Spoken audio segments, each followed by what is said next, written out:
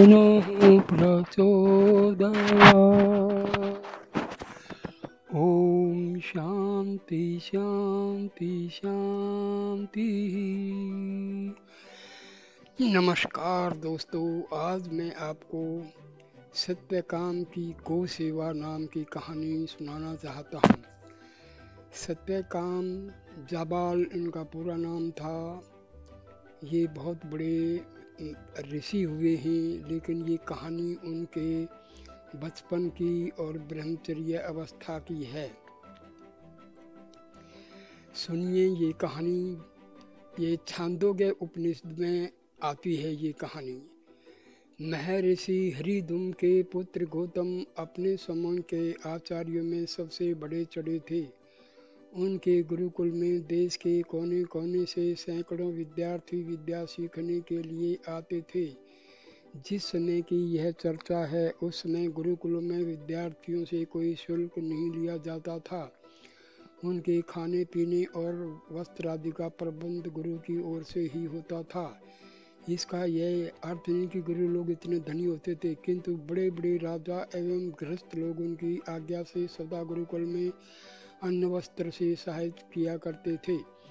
कुछ विद्यार्थी देहात से केवल अपने खाने पीने का अन्न मांग लाते थे। गुरुकुल में अधिक भीड़ होने का कारण यह था कि वह अपने विद्यार्थियों के ऊपर कभी अप्रसन्न नहीं होते थे। उनका स्वभाव बड़ा दयालु था और पढ़ाने लिखाने में भी वे बेजोड़ थे। काठ के समान जड़ बुद्धि वाले बालक भी उनके यहाँ से एक दिन पंडित बनकर घर लौटते थे। एक दिन गौतम ऋषि के आश्रम में एक 10-12 वर्ष का बालक ब्रह्मचारी के वेश में आया, किंतु न उसके हाथ में दूसरे ब्रह्मचारियों की तरह समीधा थी, न कमर में मुंज की मेखला थी, न कंधे पर मृग चर्म था और न कंठ में जनेऊ थी। किंतु बालक बड़ा होनहार स्वभाव से विनम्र दिख रहा था। गौतम के समीप जाकर उसने दूर से ही साष्टांग प्रणाम किया और बोला, गुरुदेव, मैं आपके गुरुकुल में विद्या सीखने के लिए आया हूँ। मेरी माँ ने मुझे आपके पास भेजा है। मैं ब्रह्मचर्य पूर्वक रहूँगा, परंतु मेरा अभी तक यज्ञोपवीत संस्कार नहीं हुआ है। भगवान, मैं आपकी शरण में आया हूँ, मुझे स्वीकार कीजिए। भोले भाले किंतु तेजस्वी बालक के ये शब्द गुरु गौतम के निर्मल हृदय में अंकित हो गए। उसकी सरलता और तेजस्विता ने उन्हें थोड़ी देर के लिए विस्मित सा कर दिया। थोड़ी देर तक अपने विद्यार्थियों की ओर देखने के बाद उन्होंने मृदु स्वर में पूछा, वत्स, बहुत अच्छा किया जो तुम यहाँ विद्या सीखने के लिए आया। तेरे पिता नहीं हैं क्या? तेरा गोत्र क्या है? मैं तुझे अवश्य विद्या सिखाऊंगा। गुरु की सम्मति सुनकर पास बैठे हुए विद्यार्थियों में कानाफूसी होने लगी। बालक ने तुरंत ही विनम्र स्वर में जवाब दिया, गुरुदेव, मैंने अपने पिताजी को नहीं देखा है और उनका नाम भी नहीं जानता। अपनी माँ से पूछने के बाद मैं आपको बता सकता हूँ। मेरा गोत्र क्या है इसका भी कुछ पता नहीं है मुझे, किंतु गुरुदेव इसे भी मैं माँ से पूछकर बतला सकता हूँ। मैं आपकी सेवा में रात दिन रहूँगा और ब्रह्मचर्य का ठीक ठीक पालन करूँगा। बालक की भोली भाली बातें सुनते ही गौतम की शिष्य मंडली में एकदम सी खिलखिलाहट फूट निकली। अपने मुंह को बगल में बैठे हुए साथी के कोने के कान के पास ले जाकर एक शिष्य ने कहा, भाई अब सुनो, दुनिया में ऐसे भी लोग होते हैं जिन्हें अपने पिता और गोत्र का नाम ही नहीं मालूम रहता। तिस पर वेद पढ़ने के लिए आया है, मालूम होता है कि ब्राह्मण नहीं है। साथी ने कहा, मुझे भी ऐसा ही लग रहा है, लेकिन भाई है तो तेजस्वी, देखो ने बात कितनी गंभीरता से कर रहा है। मुझे याद है कि जब मैं पहली बार गुरुकुल में आया था तो किसी से बोलने की हिम्मत ही नहीं पड़ती थी, यद्यपि मेरे पिताजी भी साथ साथ थे। मगर इसे देखो तो ऐसा लगता है मानो यहीं जन्म भर से रहता है। एक सयाना समझा जाने वाला शिष्य गौतम का मुंह लगा था। उसने मुस्कुराते हुए कहा, गुरुदेव, क्या आपके गुरुकुल में ऐसे भी छात्र प्रवेश पा सकते हैं जिनका यज्ञोपवीत संस्कार भी नहीं हुआ रहता? यदि ऐसा है तो कल मैं भी 10-20 छात्रों को ले आऊंगा जो पड़ोस के गांव में रहते हैं। ऋषि गौतम अभी उस सियाने विद्यार्थी की ओर ताक ही रहे थे कि एक अनचताने विद्यार्थी ने, शरारती ने, गुरुदेव जिसको अपने पिता और गोत्र का नाम भी नहीं मालूम है, क्या वह अभी आपके यहाँ रह सकता है? आगंतुक बालक गौतम के आश्रमवासी शिष्यों की इस छींटाकशी को समझ रहा था, उनके इशारों और कानाफूसी का भाव भी समझ रहा था, पर उसका ध्यान गुरुदेव के शब्दों पर था। थोड़ी देर तक वह उसी तरह खड़ा रहा। गौतम भी उतनी देर तक जाने क्या क्या सोचते रहे। फिर अपने सामने वाले विद्यार्थी की ओर देखते हुए गौतम ने कहा, वत्स, जिस छात्र का पिता नहीं है उसका पिता गुरु है। मुझे ही उसका यजोपवीत करना चाहिए। तुम जिन बालकों की चर्चा कर रहे हो, यदि उनके भी पिता नहीं है तो मैं उन्हें सहज आश्रम में लेने को तैयार हूँ। उनका भी यजोपवीत संस्कार मुझे करना पड़ेगा। तुम उन्हें ला सकते हो। अचेतन विद्यार्थी के स्वभाव से गौतम परिचित थे, अतः उसकी बातों का जवाब देना कोई जरूरी नहीं था। फिर तो बालक की ओर दयालु भाव से देखते हुए बोला, बेटा अब तुम जाओ और अपनी माँ से अपने पिताजी का तथा अपने गोत्र का नाम पूछकर जल्दी चले आओ। तुम्हारे उपवीत संस्कार में तुम्हारे पिता और गोत्र के नाम की जरूरत पड़ेगी, इसलिए तुम्हें यह कष्ट दे रहा हूँ। तुम कुछ दूसरा मत समझना। तेजस्वी बालक गुरुदेव के चरणों पर शीश रखकर तथा छात्र मंडली की ओर हाथ जोड़कर प्रणाम करने के बाद अपने निवास स्थान की ओर रवाना हो गया। थोड़ी देर तक उसकी विनय भरी चेष्टा ने गौतम समेत उनकी छात्र मंडली में निस्तब्धता का वातावरण पैदा कर दिया। उसके जाने के थोड़ी देर बाद गौतम ने शिष्यों को संबोधित कर कहा, वत्सो, किसी नए बालक के साथ तुम्हें सगे भाई सा व्यवहार करना चाहिए। देखो न, वह कितना सरल, तेजस्वी और होनहार बालक है। शिष्य मंडली एकदम चुप हो गई। दूसरे दिन प्रातःकाल गौतम की शिष्य मंडली नित्य कर्म से निवृत्त होकर गुरु के पास पाठ पढ़ने के लिए आ गई थी। गुरु उन्हें पाठ पढ़ाने आ ही रहे थे कि वह तेजस्वी बालक उसी वेशभूषा में फिर आ गया। कल की तरह उसने फिर गुरु को दंडवत प्रणाम किया, शिष्य मंडली की ओर हाथ जोड़कर अभिवादन किया। गौतम ने बैठने का आदेश देते हुए पूछा, वत्स, अच्छा हुआ तुम आ गए। आज ही शुभ मुहूर्त में तुम्हारा उपवीत संस्कार प्रारंभ कर देना चाहिए। अपनी माँ से पिता का नाम और गोत्र तो पूछ आए हो न? बालक ने खड़े होकर जवाब दिया, हाँ गुरुदेव, माता जी से पूछ आया हूँ। माँ ने कहा है कि मेरे पिताजी का नाम मुझे भी मालूम नहीं है। वह अपनी युवा अवस्था में अनेक साधु संतों की सेवा में लगी रहती थी। उन्हीं दिनों में उसे गर्भ भी रह गया था। जिससे गर्भाधान हुआ था उसका नाम और गोत्र मेरी माँ को भी मालूम नहीं है। उसने यह कहा है कि गुरुदेव से जाकर यह सब बातें इसी तरह कह देना, और यदि माता के नाम से उपवीत संस्कार हो सकता है तो मेरा नाम जबाला बतला देना। बस यही है, उसने कहा। अब आपकी जो आज्ञा हो। शिष्यों की उत्सुक मंडली में जोर का तहलका मच गया। उस अचानक शरारती विद्यार्थी ने अपने बगल में बैठे हुए एक साथी से कहा, मैंने तो तुरंत ये अंदाज लगा लिया था कि दाल में कुछ काला जरूर है। साथी ने कहा, भाई जो भी हो, बालक है तेजस्वी और सत्य बोलने वाला। ऐसी बात तो मैं अपने बारे में सच होने पर भी कभी नहीं कह सकता था। शिष्यों की ओर दृष्टि फेरते हुए गौतम ने कहा, वत्सो, तुम ऐसे सत्यनिष्ठ और निर्भीक बालक की भूरी भूरी प्रशंसा करनी चाहिए।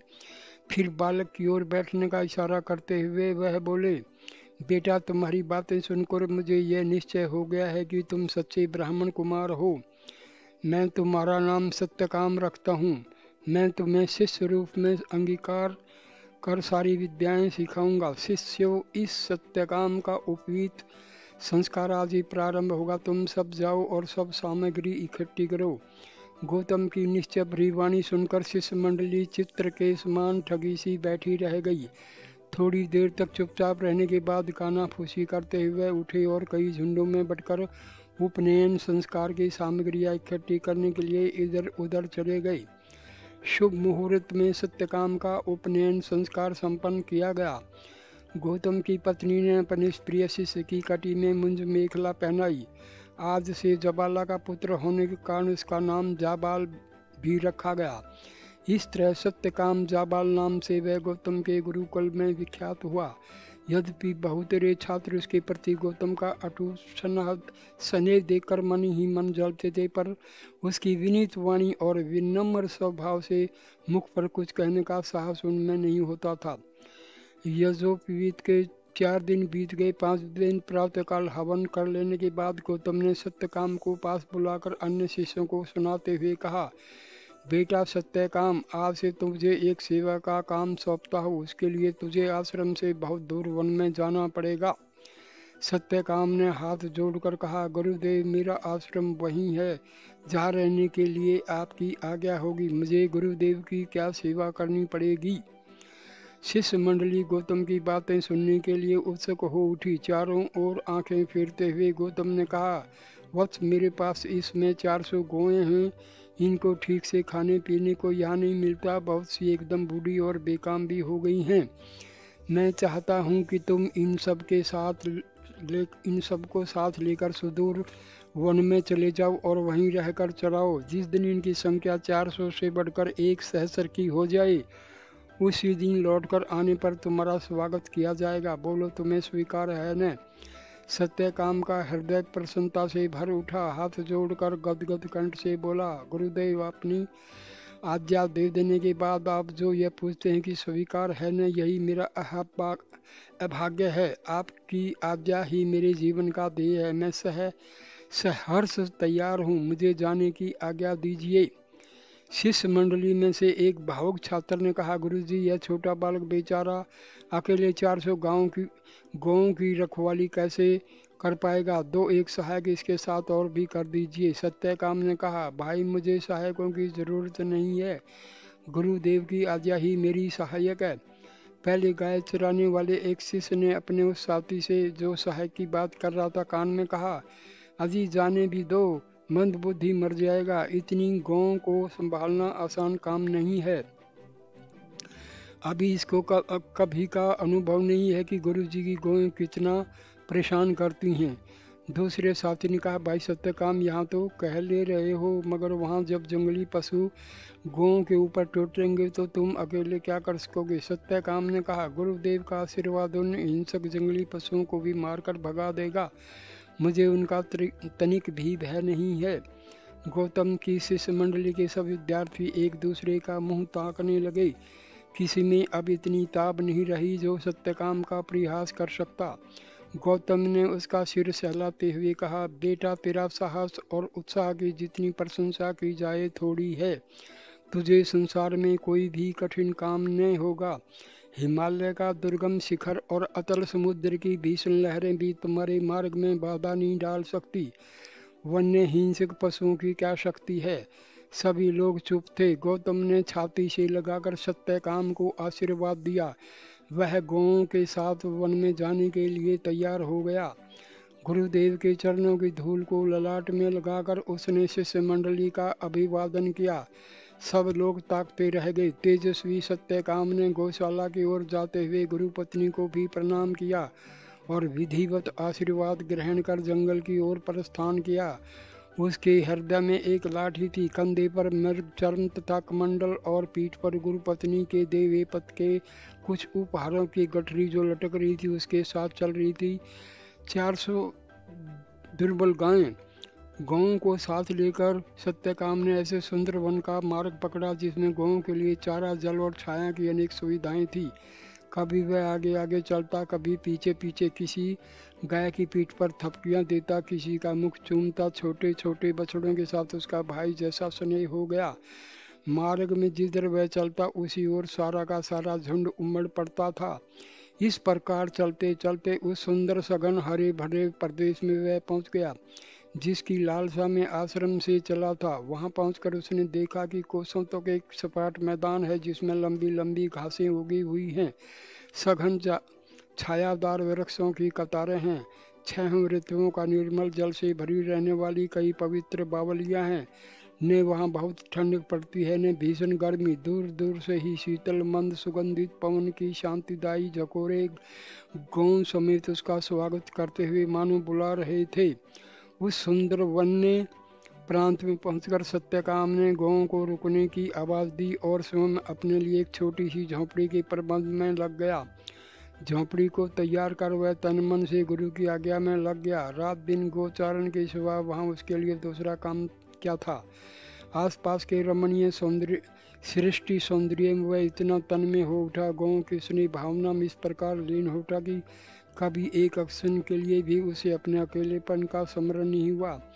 एक एक कर दिन पर दिन बीतते चले गए। वन की स्वच्छंद प्राकृतिक सुविधाओं में पलकर गौओं की संख्या में आशातीत वृद्धि हुई। जो आश्रम से आने पर निरी बच्चियां थी, वे 3 ही 4 वर्षों में 2-2, 3-3 बछड़ों की मां बन गई। बूढ़ी गौ भी जवान को मात करने लगी। इस प्रकार सत्यकाम का वह आश्रम एक गुरुकुल ही हो चला। गौओं के छोटे छोटे बछड़े उसको आगे पीछे घेर कर कूदते फांदते निकल जाते। उनको सत्यकाम विविध नामों से जब जब पुकारता तो भीड़ में से उछलते हुए उसके ऊपर चढ़ने को वह आतुर उठते। वह उनका कभी तो मुख चूमता और कभी मीठी थपकियां और थपेड़े देकर कोई उलाहना देता। यदि संयोग से कोई गाय बीमार हो जाती तो वह तन मन से उनकी सेवा में जुट जाता। जब तक वह अच्छी न होती तब तक अन्न जल भी न ग्रहण करता। बड़े बड़े बलवान गजराज की तरह ऊंचे बैलों की भीड़ देखकर सत्यकाम के हर्ष का वारा पार न रहता था। इस तरह उसके 4-5 वर्ष बीत गए। 400 गौओं की संख्या सत्यकाम के अनजाने में ही सहस्र से अधिक हो चुकी थी, पर उसे इसका पता नहीं था। वह कभी इनको गिनता तो था ही नहीं। जो तुरंत ध्यान जाता कोई उस ओर अपार संतोष शांति में अपना जीवन चला रहा था। जिस समय मनुष्य का ध्यान हिसाब किताब भूलकर केवल काम पर रहता है। एक दिन प्रातःकाल सत्यकाम सूर्य को अर्घ्य दे रहा था कि पीछे खड़ी हुई बैलों की भीड़ में से मनुष्य किसी आवाज आई। सत्यकाम सत्यकाम के लिए उस निर्जन वन में ऐसा मानव सवर 4-5 वर्षों से अपरिचित हो चला था। आवाज सुनते ही उसका ध्यान भट गया। पीछे देखा तो एक बलवान ऊंचा वृषभ आगे बढ़कर उसके ओर देख रहा था। सत्यकाम ने कहा, भगवान क्या आज्ञा है?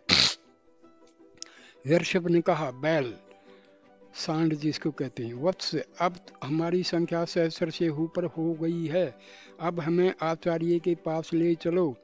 अपनी अटूट सेवा से तुम ब्रह्म ज्ञान के अधिकारी बन चुके हो। मेरी ओर देखो, मैं तुम्हें ब्रह्म ज्ञान के एक पद का उपदेश कर रहा हूँ। सत्यकाम ने हाथ जोड़कर आदर पूर्वक कहा, भगवान आपके उपदेश को प्राप्त कर मेरा जीवन सफल हो जाएगा। वृषभ ने सत्यकाम को ब्रह्म ज्ञान के एक वंश का उपदेश देने के बाद कहा, वत्स इस अंश का नाम प्रकाशवान है। अगला उपदेश तुम्हें स्वयं अग्निदेव करेंगे। इतना कहने के बाद वृषभ का मानवीय स्वर बंद हो गया और वह साधारण वृषभ की भांति भीड़ में जाकर जुकाली करने लगा। ब्रह्म ज्ञान के एक अंश को ग्रहण करने के बाद सत्यकाम का ललाट तेज की अधिकता से दीप्तिमान हो उठा। हृदय में शांति छा गई और मन एक अलौकिक शांति से भर गया। दूसरे दिन प्रातःकाल गौओं को लेकर गुरुकुल की ओर जब रवाना होने लगा तब वहाँ के पशु पक्षी तथा लता गुल्म तक उदास हो गए।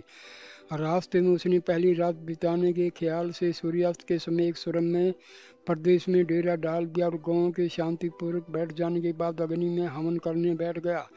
पहली आहुति डालते ही यज्ञाग्नि की ज्वाला से अग्नि नारायण प्रकट हुए और बोले, वत्स सत्यकाम। सत्यकाम ने हाथ जोड़कर गद स्वर में कहा, भगवान क्या आज्ञा है? अग्नि नारायण ने कहा, सौम्य तुम ब्रह्म ज्ञान के पूर्ण अधिकारी हो चुके हो।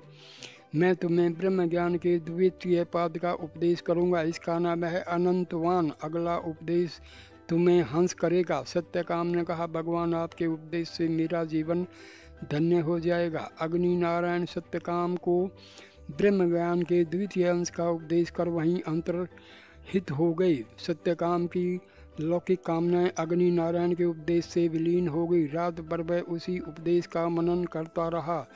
दूसरे दिन प्रातःकाल होते ही गौओं को साथ लेकर वह आगे बढ़ा और संध्या समय एक सुंदर सरोवर के सुरम्य तट पर ठहर गया। गौओं के लिए निवास की व्यवस्था करने के बाद वह पिछले दिन की तरह यज्ञाग्नि को जलाकर साधना में लीन हो गया। इतने में ही पूर्व दिशा से एक सुंदर हंस ऊपर से उड़ता हुआ आया और सत्यकाम के समीप बैठकर बोला, सत्यकाम। सत्यकाम की समाधि भंग हुई। हाथ जोड़कर गदगद स्वर में विनीत भाव से वह बोला, भगवान क्या आज्ञा है।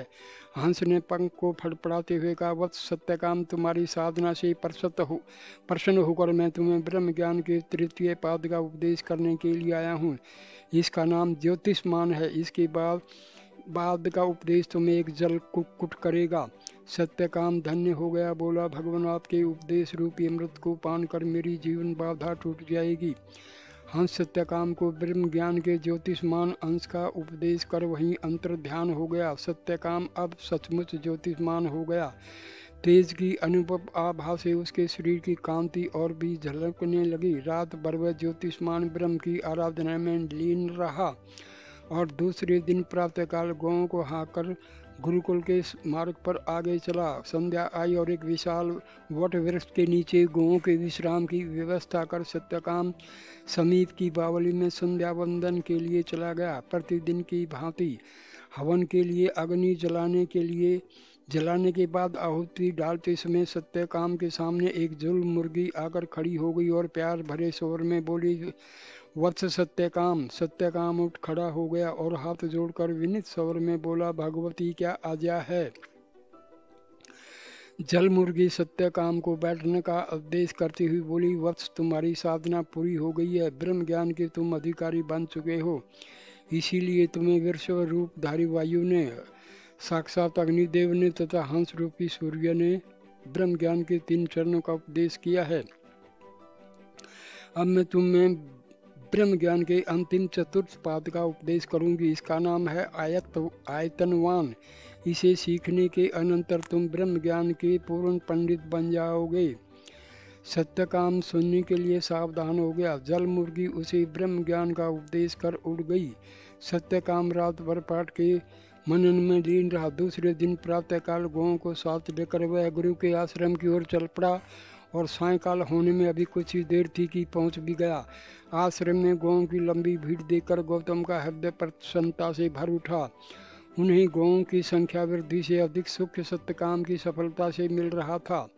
सत्यकाम ने जाकर गुरु के चरणों में सादर प्रणाम किया। गुरु पत्नी के चरण छुए और गौओं को गौशाला की ओर करके स्वयं गुरु के पास खड़ा हो गया। इसी बीच आश्रम की शिष्य मंडली में सत्यकाम के वन से वापस आने की चर्चा पहुंच गई। जो जहां रहे वहीं से उसे देखने के लिए दौड़ पड़े।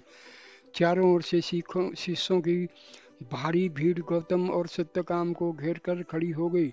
लोगों ने देखा कि सत्यकाम अब वह बालक सत्यकाम नहीं रह गया है। इन 4 वर्षों के बीच में उसका तेजस्वी शरीर ब्रह्मवत्स की अनुपम आभा से दीप्त हो उठा था। आंखों में बिजली की सी चमक आ गई है। ललाट पर चंद्रमा सी मनोहर आभा है और सभी बाह्य इंद्रियों से मानसिक प्रसन्नता के लक्षण दिखाई पड़ रहे हैं। उसका सुंदर मुख सूर्य के समान तेजो में किंतु कमल के समान मनोहर लग रहा है। इतने थोड़े समय में गौओं की संख्या वृद्धि करके उसकी सेवा, धीरता, सत्यनिष्ठा और लगन ने सबको मोह लिया।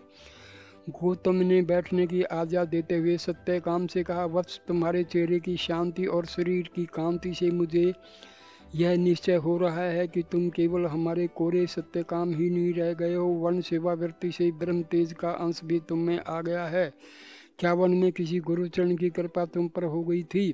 सत्यकाम ने कहा, गुरुदेव, मुझे मार्ग में ऐसे 4 दिव्य प्राणियों ने ब्रह्म ज्ञान का उपदेश किया है जो आपकी ही भांति में से एक से बढ़कर एक तेजस्वी मालूम पड़ते थे। गुरु के पूछने पर सत्यकाम ने मार्ग की सारी बातें गौतम को बतला दी। गौतम ने सम्मान भरे स्वर में कहा, वत्स तुम्हारी सत्य की साधना ने ही तुम्हें आज सफलता के द्वार पर ला पहुंचाया है। तुम धन्य हो। तुम्हारे जैसे पुत्र रत्नों को पाकर पृथ्वी का भार कम हो सकता है। तात अपने अध्यापन जीवन में मैंने तुम्हारे समान सत्यनिष्ठ, सच्चरित्र और धैर्यशील छात्र को कभी नहीं पाया था। तुम्हारी सेवा भावना और ज्ञान की प्यास की जितनी प्रशंसा की जाए थोड़ी है। सत्यकाम गुरु गौतम के अमृत वर्षी प्रशंसनात्मक वाक्यों को सुनकर कृतज्ञता के बोझ से दबने लगा। उसे बोध हुआ कि हमारे गुरुदेव कितने दयालु और महात्मा हैं। हाथ जोड़कर उसने कहा, गुरुदेव, आपके आशीर्वाद और सत्य कामना ही का तो फल मुझे मिला है। अन्यथा मेरी योग्यता ही क्या है। आप जैसे गुरु के समीप रहकर यदि मैंने कुछ सीख लिया है तो उसमें मेरा क्या है। ब्रह्म ज्ञान के चारों अंशों का उपदेश यद्यपि मैंने भली भांति ग्रहण कर लिया, पर आपकी दी हुई विद्या से ही उसकी सफलता मुझे मिलेगी। मैं चाहता हूँ कि आप मुझे उनका पुण्य यथेष्ट उपदेश कीजिएगा। आपके उपदेश के बिना मुझे पूर्ण शांति नहीं मिल रही है। इस प्रकार विनीत सत्यकाम के अनुरोध पर गौतम ने उससे कहा, वत्स, ब्रह्म विद्या का जितना उपदेश तुमने प्राप्त किया है वही उसका परम तत्व है। अब तुम्हारे लिए इस चराचर जगत में कोई भी वस्तु अज्ञेय नहीं है। इस समय तुम्हारी गौ सेवा का महान पुण्य है, उसके प्रसाद से ही तुम्हें यह सिद्धि प्राप्त हुई है। सत्यकाम ने गुरु के चरणों पर मस्तक रख कर गदगद स्वर में कहा कि किंतु गुरुदेव, उस गौ सेवा का अवसर देने वाली तो आपकी महान कृपा ही है ना। ओम जय ओम ओम ओम ओम। दोस्तों, ये कहानी यहीं पर समाप्त होती है और मैं जो है इसमें जो 4 ब्रह्म के उपदेश दिए हैं इनके बारे में अलग से आपको दूसरे किसी वीडियो में बताऊंगा। तो आप इस वीडियो को लाइक करना, कमेंट करना, शेयर करना और मेरे चैनल को सब्सक्राइब करना। नमस्ते नमस्ते नमस्ते नमस्ते नमस्ते।